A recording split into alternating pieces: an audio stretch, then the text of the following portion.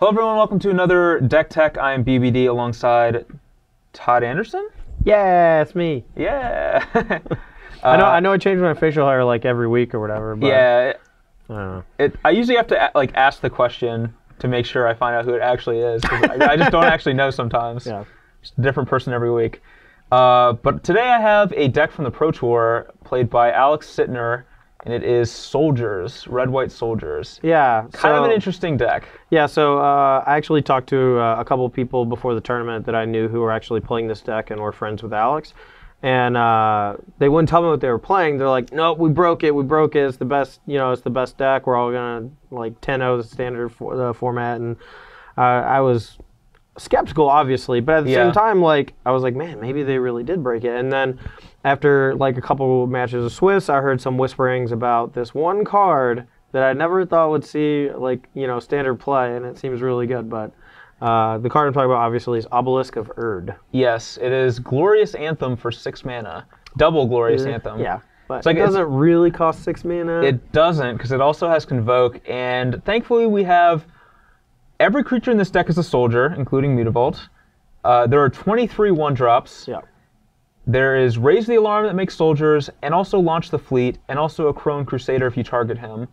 All make soldiers, and Obelisk of Erd has Convoke. So what you're saying is if Engineered Plague was in Standard, this deck would be pretty bad. Yes. Yeah. Yeah, this deck would be a steaming Erd. Oh man, I can't even laugh right. I'm losing my voice, but yeah. So this deck is kind of interesting. I will say that I'm definitely excited to play with it, and I want to talk about some of this stuff too. So like, we have all these soldiers and all these soldier makers, and the payoff is Obelisk of Erd to make all of our soldiers +2/+2. But we also have Dynacharge as well, and we also have Launch the Fleet as well. So Launch the Fleet with like, if we can go like 1-drop, double 1-drop, Launch the Fleet. We have like 6 guys in play at that point. Yeah, and I think it's good to talk about the Spear Field too, which is kind of the honorary Obelisk of Erd. Yeah. Which is weird to say because when this card first came out, it was pretty popular, and people kept trying to play these white weenie decks with things like Precinct Captain and whatnot. But now that Obelisk of Erd has been printed, this card just feels like a very natural fit to what those people were trying to do.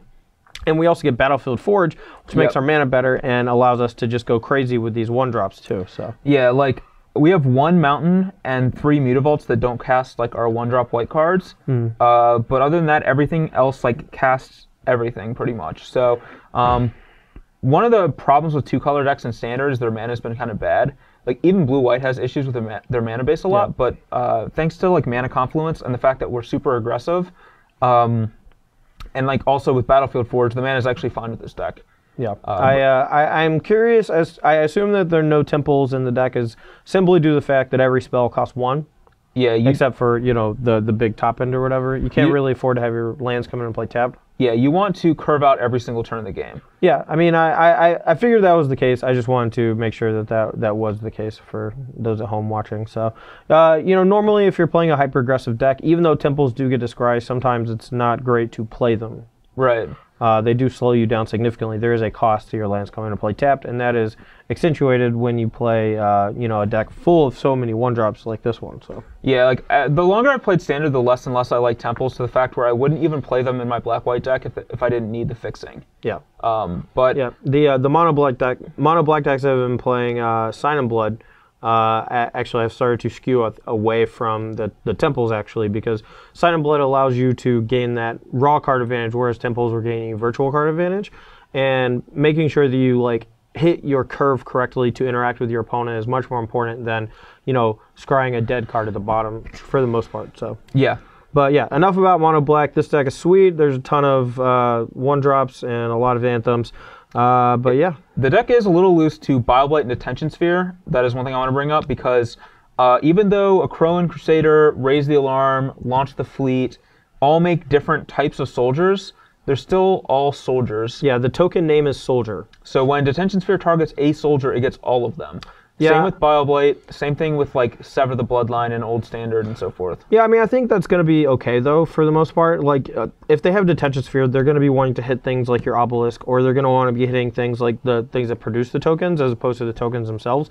Yep. So if they start hitting, like, the only problem, I think, would be if you drew Raise the Alarm and, like, you know, made one soldier with an Necron Crusader or something.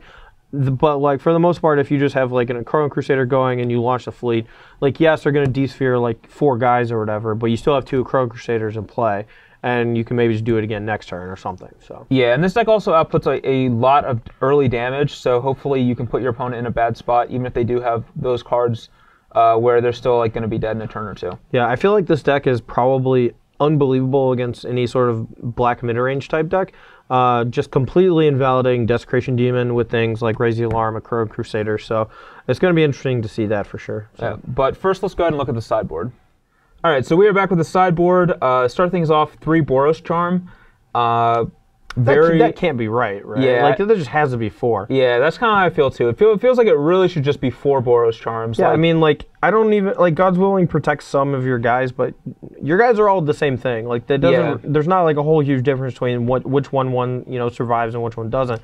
This, I think, should just very easily just become the 4th Boros Charm.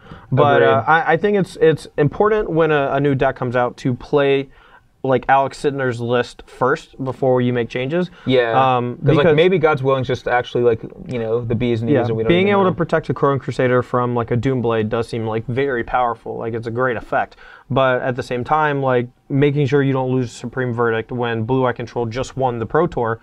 You know, I think having access to 4 of these, I think, is going to be very important too. Yeah, like Supreme Verdict's probably the best card in the format against this deck, along with things like D-Sphere and Bioblade. So I think like having access to 4 Boros Charms is just like key, because really, like, you don't really need that much help in other matchups that much, I feel like. So you might as well dedicate your board to the matchups that are bad. So I would definitely want 4 Boros. Do you think Alex Sittner was prepared for the mirror match, or? Yeah. So 4 Electrickeries. Yeah, I feel like that's for the mirror match. I'm not honestly sure what other matchups you really want that. Like mono I think red, it's okay against mono blue. Basically, just it's a way to kind of invalidate Master of Waves. Right. The deck can't afford to play that many mountains, so Chain of the Rocks isn't really an option. And I think that not Detention Sphere, Banishing Light costs a little too much mana for the deck to really want it, you know? And plus they have like ways to bounce it. Like, some people were even playing Vapor Snare at the tournament. You know, most people have access to like 2 Cyclonic Rifts after board, so Electrickery being able to just kill all the elementals, you know, I think is pretty good. And then you're usually able to overwhelm them after that. Yeah, I guess with Electrickery, you also have Legion Loyalist as 2 ways to get through Master of Waves. Yeah. Keening Apparition, I was pretty keen on that card like before. I'm not sure if it's as good now, but it is still good. But now, if like blue-white decks are switching towards like Planar Cleansing, it definitely gets worse. And then Revoker is, I'm not sure how good that is either, but it seems like a strong answer to Jace, which is probably one of the better cards against this kind of a deck where I mean, if you don't have an Obelisk, you're going to have issues. I would expect him to come in, being able, like, if I draw Jace Architect and you don't have an Obelisk, just +1ing the Jace almost invalidates your entire deck. It really does, yeah. And so, like, you know, I have that, like, 1 or 2 turn window where, okay, now he has, like, you know, now he can cast Obelisk next turn. Or, like, you spend a whole turn Convoking to cast the Obelisk. I'm like, okay, now I have to tick down my Jace to find Supreme Verdict. But with Phyrexian Revoker, it keeps me from doing either of those. Yeah. So. Yeah, Revoker is basically, like, anti-Jace, which is very good against the deck. Yeah, I mean, it also can name, like, some important things. Like, against Mono Green Devotion, naming like a Nissa or a Garruk might be okay. Or Pelucranos even. Yeah, Pelucranos, actually, no, that's a good point too. Naming Pelucranos seems like it's very good. Against like Jund monsters, you can name Domri or whatever. You know, just a lot of people have Planeswalkers. There's just like an aggressive Pithy Needle for the most part. So. Yeah, I think for the most part you don't care too much about those cards, but it does have a lot of applications and matchups that you might not expect. Yeah, I mean, I do think that after game 1, the games are going to slow down significantly. Like, your opponent's going to have a lot more removal, maybe a couple sweepers, and having something to follow that up, like a 2 mana, you know, way to deal with the thing that they're using to stabilize the game might actually be good. But I agree, it feels a little out of place, you know, other than just being an anti-Jace card. So. Yep. But anyway, I think this deck's pretty sweet. Hopefully it plays out well, and let's get to battling. Yep. Oh, by the way, I'm going to be playing Ivan Floch's Pro Tour winning blue-white control deck. Not a whole lot to see here other than the fact that he has 4 Quicken. They called it the Quickening, I think, on coverage, so it got stuck in my head. So yeah, 4 Quicken along with Planar Cleansing. It was popularized by Jim Davis a couple of months ago, I think, at an Open, and then did pretty well in the hands of like Reed Duke, who top-aided the Invitational wherever it was last. Right. Yeah.